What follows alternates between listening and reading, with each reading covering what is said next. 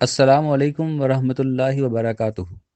ناظرین کرام، آج ہم آپ کو ایک ایسے مجاہد صحابی کے حالات بتائیں گے جنہوں نے بھرپور مجاہدانہ زندگی گزاری اور ان سرگرمیوں کے انجام دہی کے لیے پاکستان کے صوبہ بلوچستان بھی تشریف لائے۔ یہ ہیں حضرت عبد الرحمن بن سمرہ بن حبیب بن عبد شمس بن عبد مناف۔ قریش کے معزز فرد تھے۔ چوتھی پشت پر ان کا نسب رسول اللہ صلی اللہ علیہ وسلم سے مل جاتا ہے اور نسبی اعتبار سے رسول اللہ صلی اللہ علیہ وسلم کے بھائی ہوتے ہیں۔ فتح مکہ کے وقت اسلام قبول کیا۔ قبولیت اسلام کے وقت ان کا نام عبد الکعبہ یا عبد کلال تھا۔ رسول اللہ صلی اللہ علیہ وسلم نے ان کا نام عبد الرحمن رکھا۔ رسول اللہ صلی اللہ علیہ وسلم کے ساتھ غزوہ موطا اور غزوہ تبوک میں بھی شریک ہوئے۔ حضرت عبد الرحمن نے عراق اور فارس کی فتوحات میں حصہ لیا۔ کئی بار خراسان اور سرجستان کی جنگی مہموں میں شریک ہوئے۔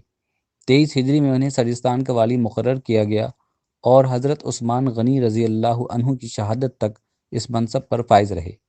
یہاں یہ بتاتے چلیں کہ اس زمانے میں سرجستان کے علاقہ موجودہ پاکستان کے صوبے بلوچستان اور ایران کے مشرقی اضلاع پر مشتمل تھا۔ سن 42 ہجری میں دوبارہ حضرت عبد الرحمن بن سمرہ جہاد کے لیے سرجستان آئے۔ اس بار حضرت عبد الرحمن بن سمرہ نے موجودہ بلوچستان کے کئی علاقوں کو فتح کیا۔ فتوح البلدان کے مطابق عبد الرحمن بن سمرہ نے زرنج کے مقام پر کفار کی عید کے دن زرنج کے سردار مرزبان کو اس کے محل میں محصور کر لیا۔ اس نے 20 لاکھ درہم اور 2000 وظائف پر صلح کر لی۔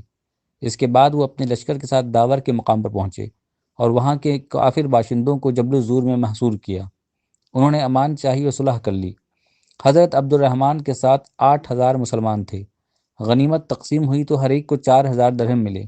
حضرت عبد الرحمن بن سمرہ جبل الزور میں داخل ہوئے۔ یہاں ایک بت کدا تھا۔ اس میں سونے کا بت تھا جس کی آنکھیں یاقوت کی تھیں۔